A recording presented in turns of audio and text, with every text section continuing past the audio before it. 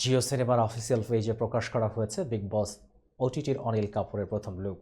যে লুক দেখেই দর্শকরা ভালোই বুঝতে পারছে যে বলিউড মেগাস্টার সালমান খানের দায়িত্ব চ্যালেঞ্জ হিসেবে নিয়েছেন নায়ক সিনেমা খ্যাত অভিনেতা। অনিল কাপুরের প্রকাশ পাওয়া ফার্স্ট লুকে দেখা যাচ্ছে কালো কোট আর প্যান্ট পরে বসে আছেন অনিল। দুই হাত জোর করে মুখের সামনে নিয়ে বিজ্ঞের মতো ভাবছেন তিনি। প্রকাশ পাওয়া লুক দেখে অনেক নেটিজেন বলছেন বিগ বসের ঘরে এবার অনিল কাপুর বাড়তি উত্তেজনা নিয়ে আসতে পারেন। এর আগে প্রমোতেও বাজিমাত করেছিলেন অনিল। প্রমোতেও অনিলের ছিল আলাদা আকর্ষণ। প্রমো শুরু হয়েছিল অনিল কাপুরের একটি ভয়েস ওভার দিয়ে। আলো আঁধারের মধ্যে একটি বাদশাহী চেয়ারে বসেছিলেন অনিল। পাশ থেকে একজন বলে ওঠেন, স্যার ঝাক্কাস। যার উত্তরে অনিল বলেন, বহুত হো গয়া ঝাক্কাস, কাটতে হয় না কুসার খাস। তবে নেটপাড়ায় নেটিজেনদের একাংশ অনিলের প্রশংসায় পঞ্চমুখ হতে দেখা গেলেও অন্য একদল খেপেছেন।